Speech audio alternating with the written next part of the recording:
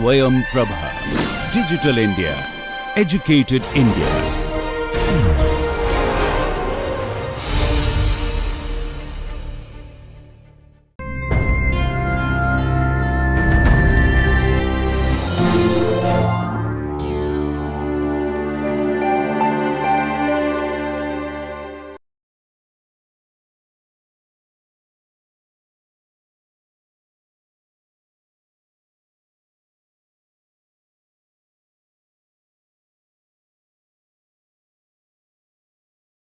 Let us continue our discussion on relative motion. We will take up a very interesting engineering problem. We start with a very simpler problem, then we move on to another interesting problem and make a neat sketch of it. What I have here is, I have a slotted member.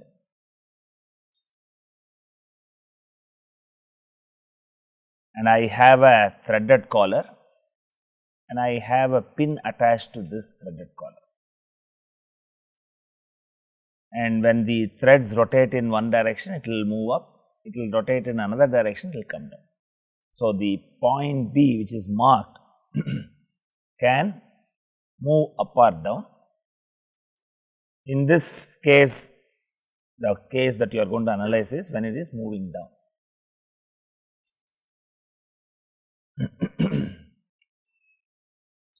And what you are given in the problem statement is, the pin B moves down with a velocity of 0.3 meters per second,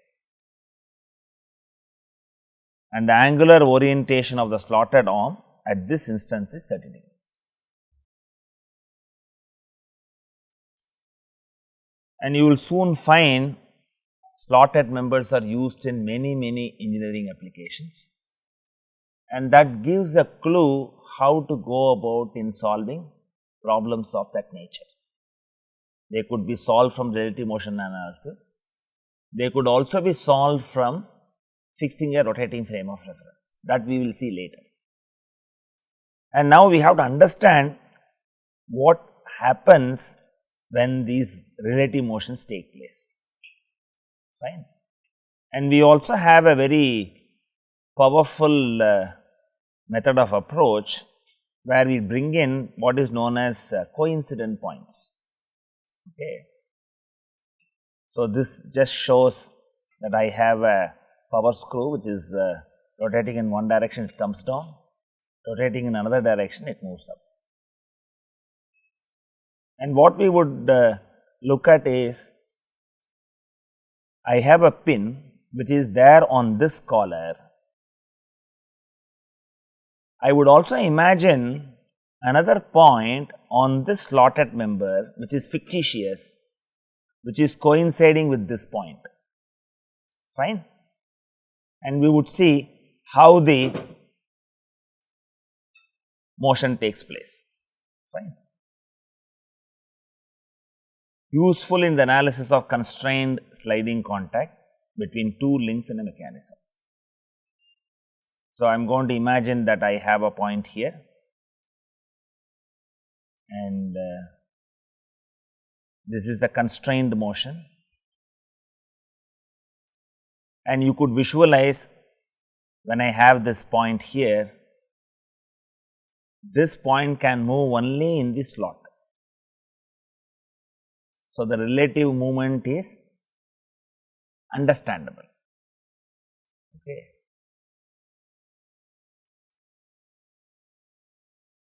So, I have 2 points A and B.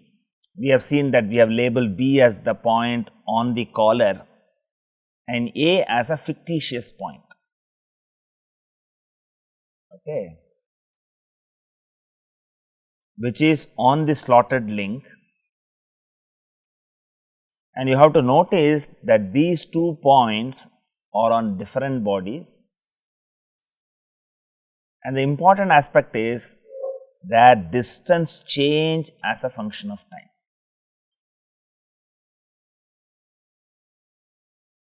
Unlike what we had seen earlier, at the instant considered, the relative position from A to B is 0 because they are coincident. What I am trying to say is, in the slotted member, I would have a point, okay, coinciding with the point B. And what is stated here is the direction of relative velocity is dictated by the constrained sliding contact. It is essentially tangential to the slot. In this case, I have a straight slotted member. Suppose I have a curved slot, and this member is also of a different geometry, then the velocity will be tangential to the slot. See, let us understand the concept of fictitious point, and that is what is depicted beautifully in this animation. Please take your time to make a neat sketch out of it. I would repeat this. So, I have a point B on the collar, I have point A on the arm, and you could see here I have shown the point B as green in color, I have shown the point A as red in color. At this instant of time, points A and B are coincident. I will again show the animation, and you could see the point A has a circular motion, because this is dictated by the pinned slotted member. The point A is considered as if it is coincident with point B at this juncture. Okay. So, point A has a circular motion, point B, which is moving up and down on the threaded member, that is shown as green dots here. So, again have a look at it and make a neat sketch of this, and you exploit this understanding in solving the problem. Okay. And what I do here, taking B as a reference point, one can write the velocity of A is velocity of B plus velocity of A with respect to B. We would see the mathematics little while later. Okay. And again, if I summarize those points, we will quickly review this. Recognize that points A and B are chosen on each of the links, but coincident at the instant considered. And what we do is, we have exploited the constrained motion behavior in writing out the relative velocity equation. What is that we have done earlier? We have done earlier when we looked at general plane motion, we have identified that if I attach a non-rotating translating axis at B, I would see the point A to move in a circular fashion. If I attach it with A, the point B would move it in a circular fashion.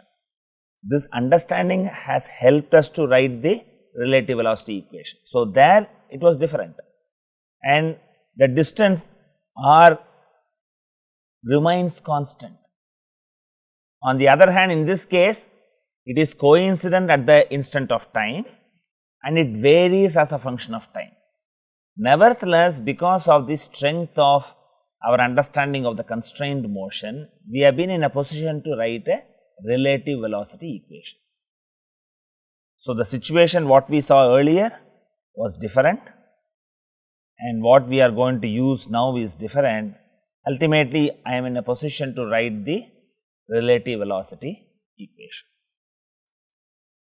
So, this is again depicted here for clarity, because it is a very subtle point, and I have taken efforts to bring it out in a nice animation.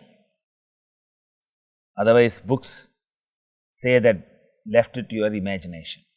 Okay. So, you should recognize this even for getting out all the other expressions. Even if I have to do the vectorial analysis, I have to visualize these movements. Only then I would be able to write the unit vectors properly. Okay. And we would solve the problem both by a graphical approach as well as a vectorial approach. Magnitude and direction of VB is known completely. It is going to come down, that is where the problem statement is. So, it is coming down here. So, I have VB as 0.3 meters per second, and from the constrained motion, you know what is the relative velocity direction, you also know what is the the absolute velocity direction of point A, both are known. The absolute velocity of point A will be perpendicular to the slotted link, okay, and the relative velocity will be in the direction of the slot, because I have a straight slot. So, the direction of relative velocity A with respect to B is along the slot.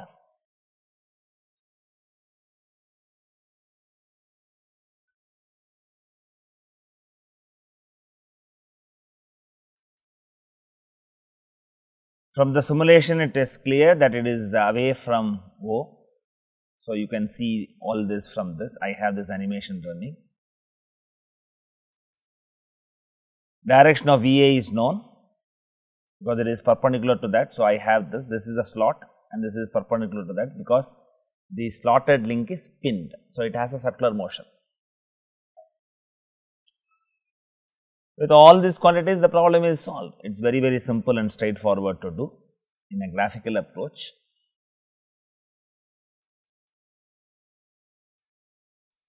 Magnitudes of VA and VAB can be determined from the velocity polygon.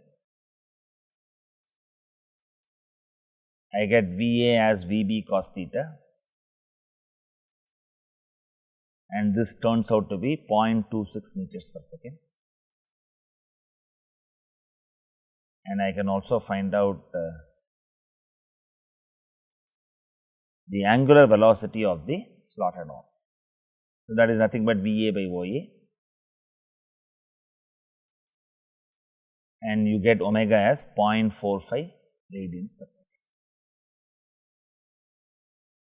You have been able to write the relative velocity equation primarily from the understanding of the constrained motion, and you have brought in a concept of coincident points.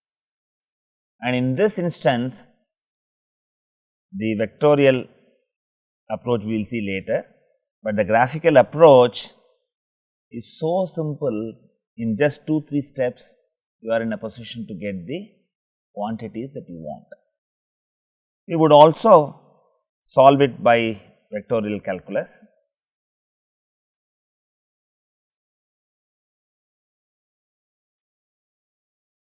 And before we get into that, we should again go and look at the motions, otherwise we will not be in a position to write the vectors properly.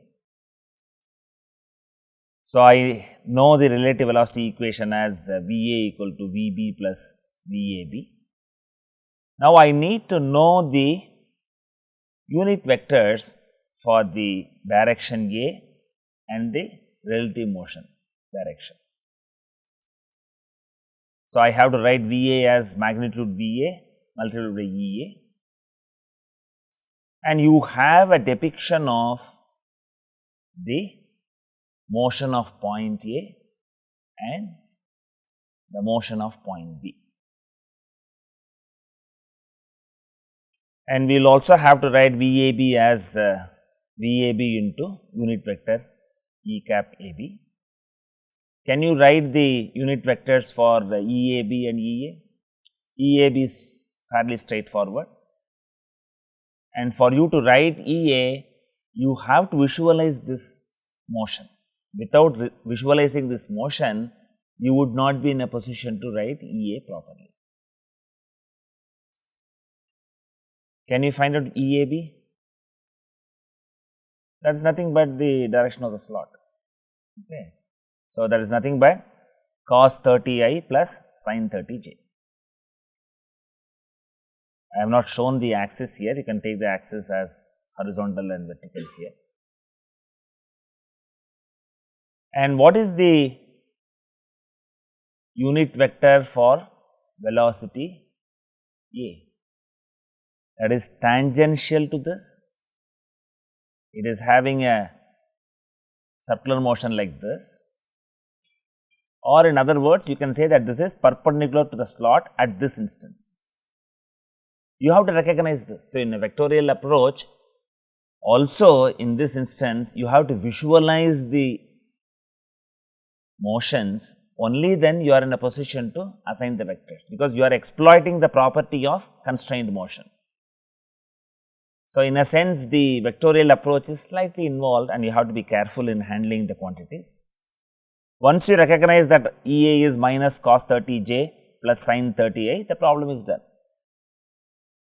For you to visualize this, you have to go back and understand what happens to the coincident point. At this instance, it was coinciding with the point on the collar.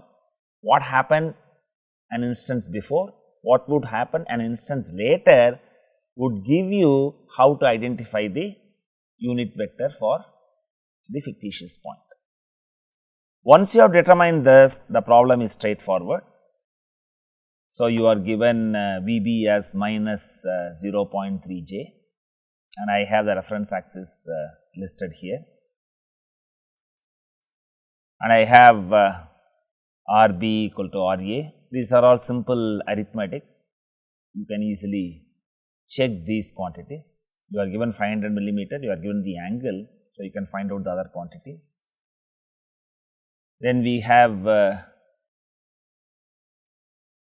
written down this as VA equal to VA into E cap. We have already determined this E cap A, and the relative velocity equation is like this. So, we also know what is the unit vector EAB, and again the usual procedure, collect the I terms and j terms, and then you will get sufficient number of equations for you to solve for the unknowns. So, that is what we are going to do. The important point here is, in many of the previous problems when you approached vectorial calculus, it is enough that you write the appropriate equation. There was very little imagination was required, but in this class of problems you will also have to picturize the relative motion for you to appreciate how to write the appropriate vectors. So, this reduces to this, and grouping I terms, I get one expression relating VA and VAB, and I get VAB in terms of VA as 0.57 VA. Please check the numerical calculations and verify whether these numbers are correct.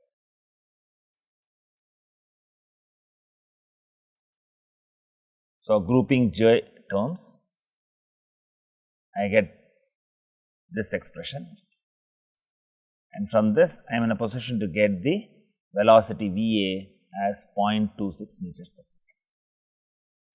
I can also find out the angular velocity, that is 0.45 radians per second clockwise. So, you have to take a decision whether to approach the problem using vector polygon, velocity polygon or vector calculus. In some problems vector calculus may be simple, in some problems velocity polygon may be simple. It is better that you learn both of these techniques, so that you have an option to choose, or if you solve the problem in one method, verify the answer from other method. All that you should do, because I said doctors and engineers have to be very confident of their decisions. You cannot be ambiguous. Okay.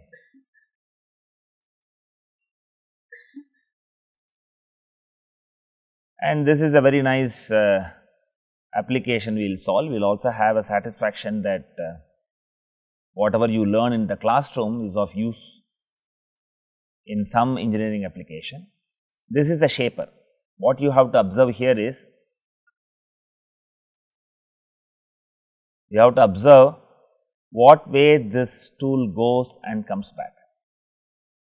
Do you find these two, the forward and backward stroke, are they of same time duration? Observe that. See, in the forward stroke, it is actually doing the cutting. The machine is shown, you do not have the object put here. Okay, you have to imagine that it takes a longer time to move forward. So, it does the cutting operation, and after cutting operation, industrial engineers will say you have to reduce time in manufacturing. How do they reduce the time? When it is not cutting, it can come back at a faster pace. And how is this achieved? This is achieved by a mechanism here. So, you have a slow cutting phase and fast return, and that is achieved by a mechanism here, and that is a mechanism that we are going to analyze. I have nice animations for you to dwell upon it. So, what I have here is, this is the mechanism that is shown here. This is what we are going to analyze. So, you have an arm that is oscillating like this, okay, and that pin joint is literally in a bath of oil.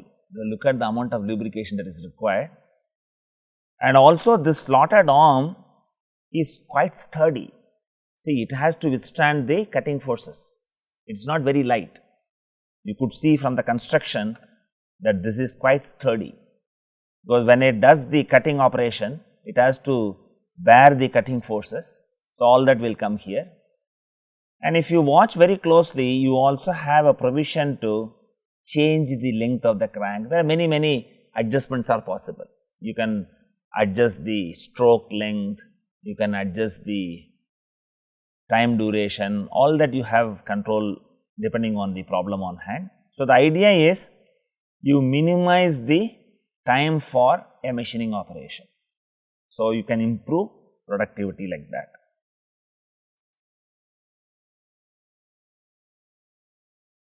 So, the problem is like this. So, I have a slotted arm like this, I have a crank which is rotating it, and the shaper tool post that was moving back and forth is just put as a sliding block like this, and you have the geometric dimensions. Make a neat sketch of it, and you have already seen that it takes a longer time while cutting the work, whatever the job that is kept there, and takes a shorter time to come back. This also has a nice name. This is called a quick return mechanism, and the machine that you saw was known as a shaper.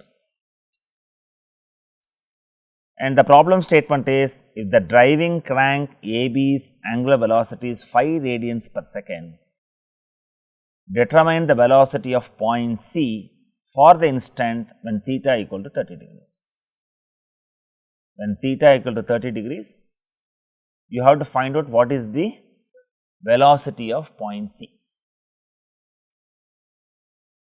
So, this has a slotted member, you have a crank which is rotating, and this is used in an application involving the machine shaper. So, from that sense, if you know how to solve it, whatever you learn has some practical use in the field.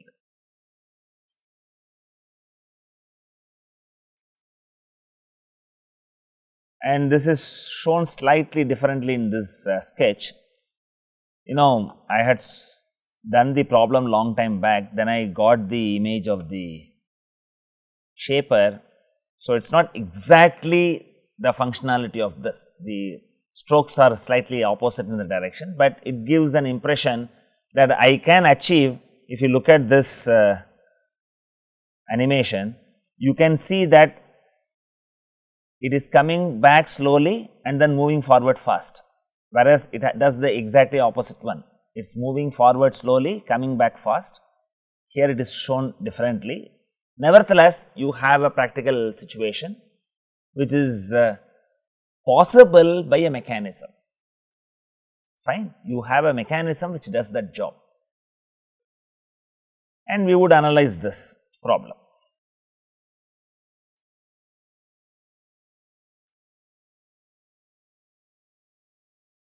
So, I have this diagram shown like this, and let us identify point P be a coincident point with B. I have B attached to this pin, which is also part of the crank, and I have point P which is in this slot. Okay, you have to understand that they are coincident points. To see them distinctly, I put B and P like this. So, they are the same point on this. I have a point B, below which on the slotted member you have the fictitious point P.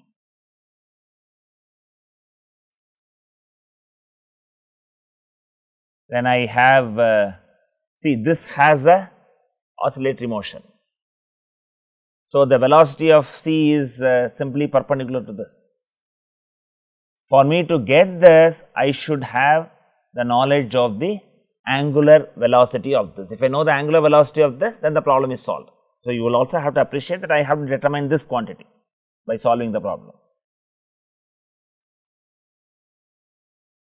So, we have absolute velocity of B is Vb equal to Vp plus Vb with respect to P. This comes from the concept of coincident points. And can you find out the absolute velocity of B? You have the absolute velocity of B because the crank is rotating at a particular angular velocity. You know that completely. And I can say what is the direction of Vp. I can also say what is the direction of this relative velocity component. All that is known. So, the problem is amenable for solution. That is what is stated here. The directions of Vp and Vbp are known. See, I am also using different labels so that you get accustomed to applying your equations no matter what way you have labeled it. I am doing it gradually, I am not doing an abrupt change, because in the rotating frame of reference, usually we call the coincident point as P. That is the reason why I have taken that as P. That is the way we will develop the argument and do the discussion of several terms. So, their magnitudes can be found using vector addition. So, I have this relative velocity which is in the direction of the slot, and I have this is perpendicular to the slot. So, I have this Vp, and I know Vb completely. So, the problem is solved. I am in a position to, if I get the Vp, I can find out what is the angular velocity of this, then I can find out easily the velocity of point C. See, the problem appeared to be so complex, it is also a very interesting quick written mechanism. Once you understand the concept of coincident points, it is very easy for you to attempt a solution. So, you can find out this angle, this is 60 degrees, and this is nothing but the angle beta. So, I put gamma as 60 degrees minus beta, and you can also get from your geometry what is the length OB or OP, whatever it is. Okay. So, that turns out to be 396.61 millimeters. So, it is a very essential that you refresh your properties of triangles, sine rule, cos rule, all the other simple calculations. They are needed. You should be able to write them confidently without making a mistake. And I have from sine rule, I can get the angle beta as 13.9 degrees.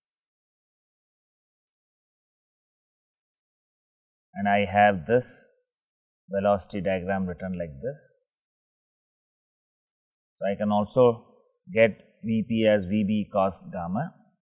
So, I get Vp as 381.37 millimeters per second. So, once I know Vp, I can find out the omega of OB. So, I can, instead of finding out the omega, I have directly written down this, so that is also fine. So, I get velocity c as 528.87 millimeters per second.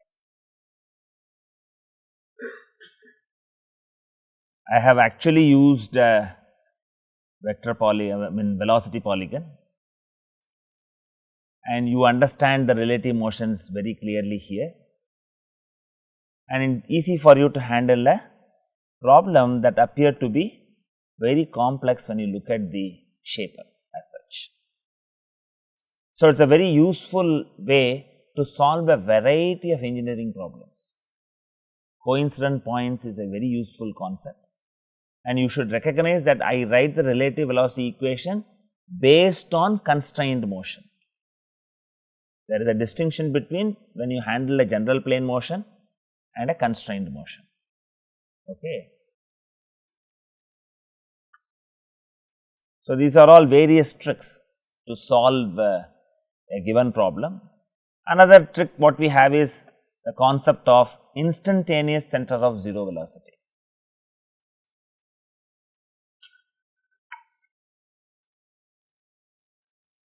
So, instead of choosing a convenient reference point, here one chooses a unique reference point which has zero velocity.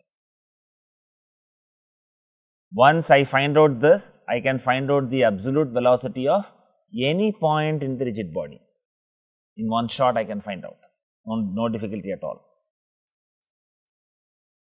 So, it acts like absolute center of rotation at the instant considered. You have to underline that. And you should also know it is not a fixed point in the body nor a fixed point in the plane. It can be anywhere depending on the complexity of the motion. See, normally whenever you say something is 0, everything else associated with also is 0 is the way your normal intuition works. Okay. So, I want to caution, can this point have acceleration?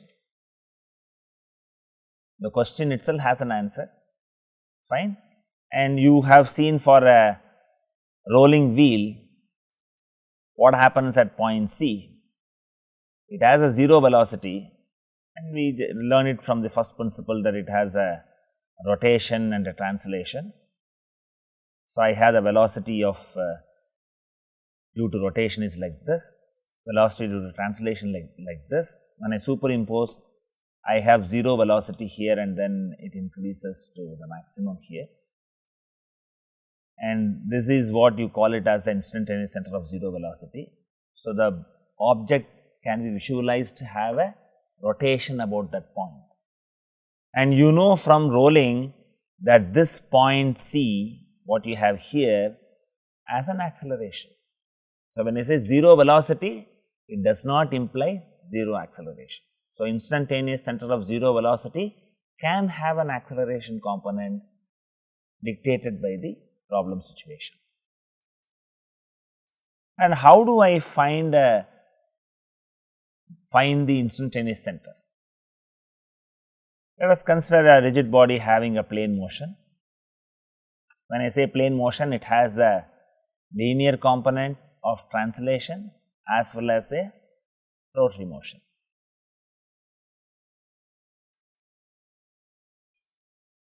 Absolute velocity V A of a point is given as well as the rotation omega of the body is given. And if I know these two quantities, it defines the velocity of all other points in the body. Or in other words, if I know the absolute velocity of any 2 points in the rigid body, I know the motion of the rigid body comfortably.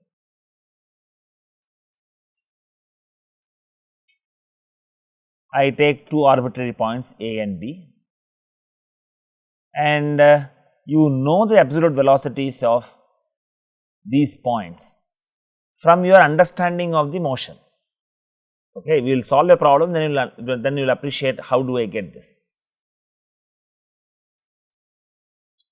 So, I have the velocity Vb like this and velocity Va like this, and if I have to find out the instantaneous center of 0 velocity, just draw perpendicular lines from this and they meet at a point, and this is your instantaneous center of rotation. And it is very clear for you because it rotates about this. So, the velocity is perpendicular to that. So, you use that property to find out what is the instantaneous center of rotation.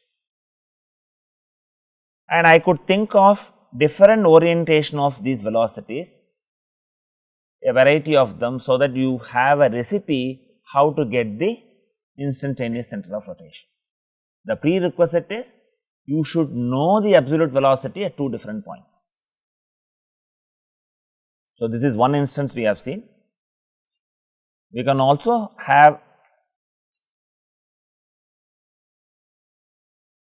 before we go into that, you also have the information that angular velocity can be easily determined simply as dA by RA or dB by RB, whichever way you want to calculate. Suppose I have the velocities are parallel and of non-equal magnitudes. How do I find the instantaneous center? So, you have to draw a line joining the tip and the base. Okay, they will intersect and form the instantaneous center of rotation. And suppose I have these velocities are parallel. Obviously, the body does not have a rotation, it meets at infinity, it has only a translatory motion. And suppose I have these velocities are parallel, but in opposite direction, that possibility is also not ruled out. I have velocity which are parallel, they are in opposite direction. Again follow the same recipe, join the tips and the base, I get the instantaneous center of rotation. I get this instantaneous center of rotation, and it is a very, very useful concept to solve a class of problems. Okay. And we will again visit this rolling of a wheel. You have this as instantaneous center of rotation. So, the point C in general can have an acceleration. When I say instantaneous center of 0 velocity, on similar lines one can also anticipate an instantaneous center of 0 acceleration, which is used in mechanism kinematics, which is a specialized topic, and happily this is beyond the scope of this course. Okay. At least you know that when I have this, I have a parallel concept. You may have an opportunity to learn if you stick to one of the mechanical engineering based branches. Okay.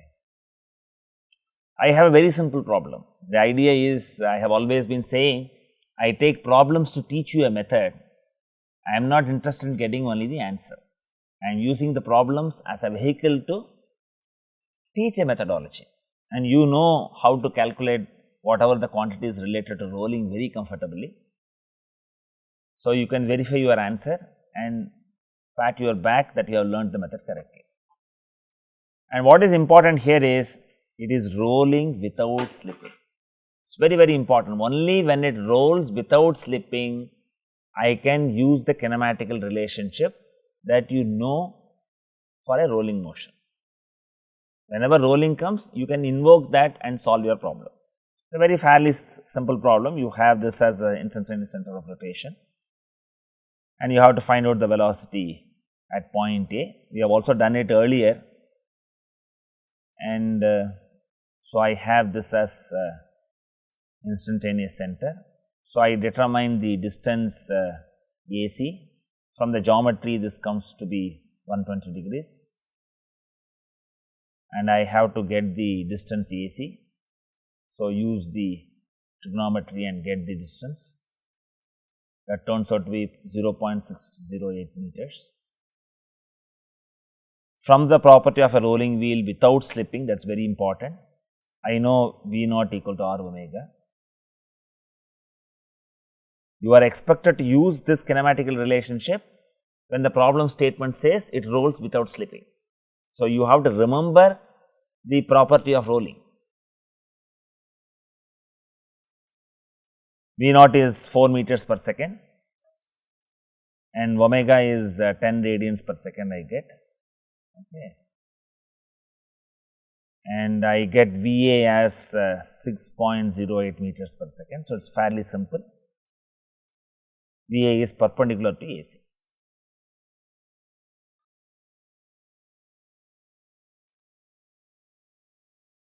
So, it is a fairly simple and straightforward problem. It is a known territory for you.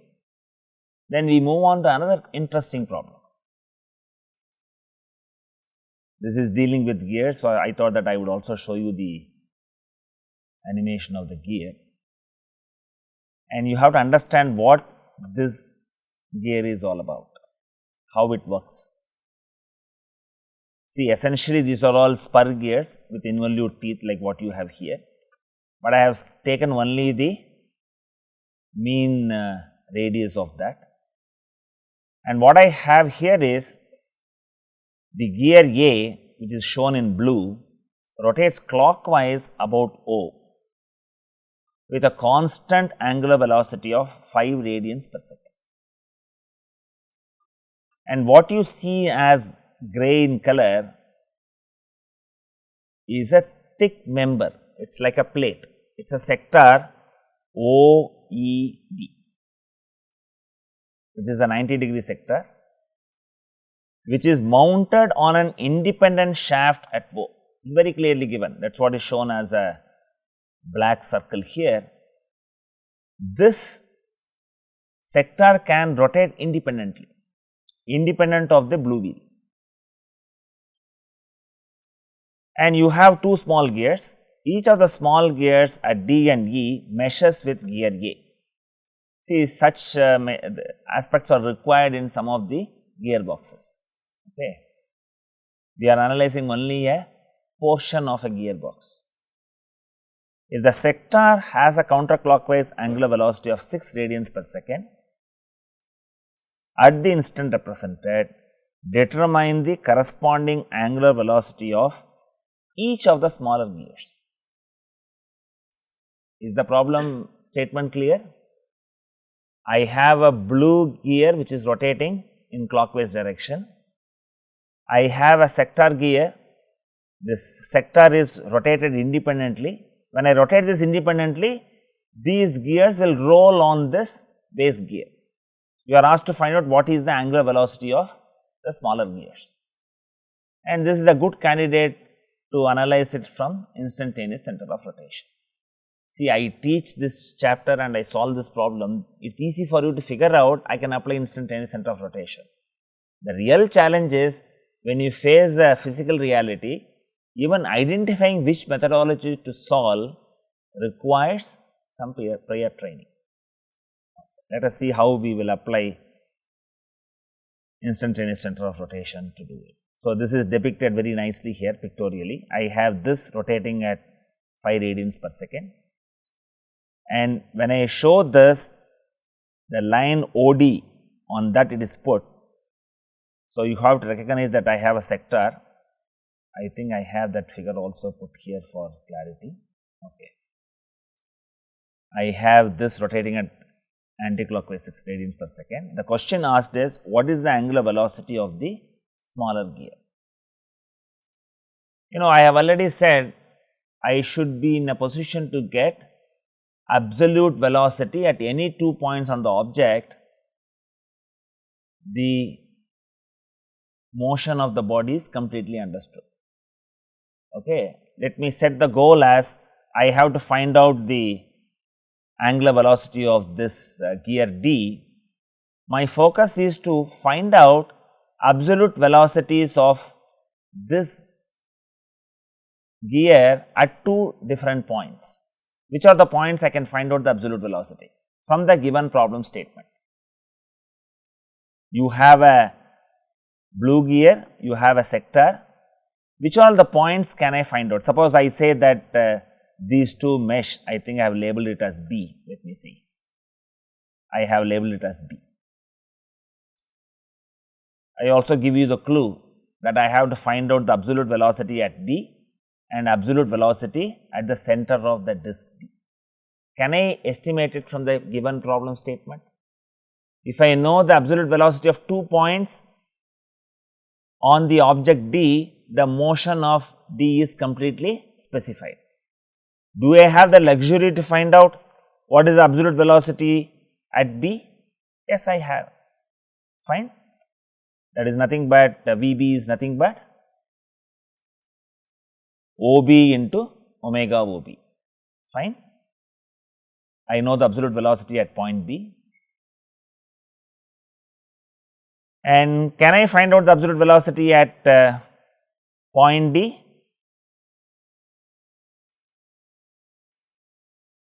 So, for you to recognize, I have brought in that main picture.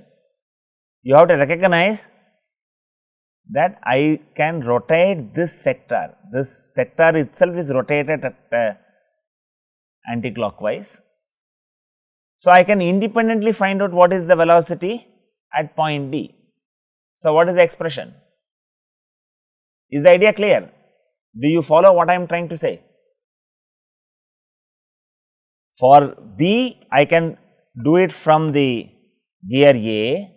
For point D, I look at the sector and this has a distance OD and I need to know what is the angular velocity of this sector or the line OD, whichever way you say.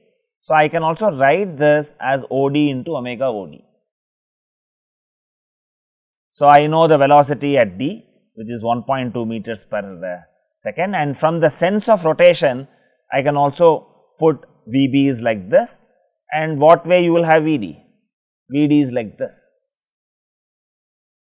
So, on the smaller gear D, I have been able to find out absolute velocities of 2 points and they are parallel in opposite direction. So, it is easy to find out the instantaneous center of rotation.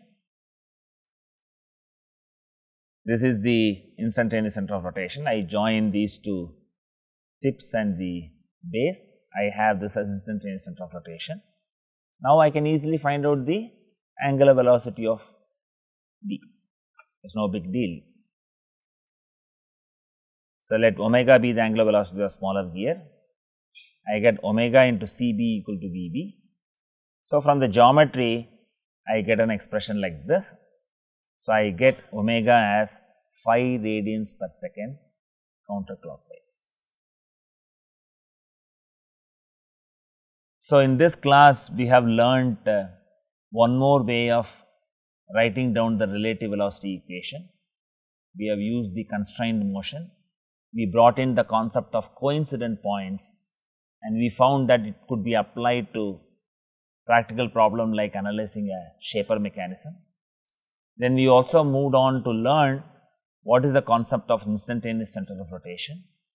For a class of problems, you can easily find out this instantaneous center of rotation and use it as a basis to calculate certain parameters concerning the problem. Thank you.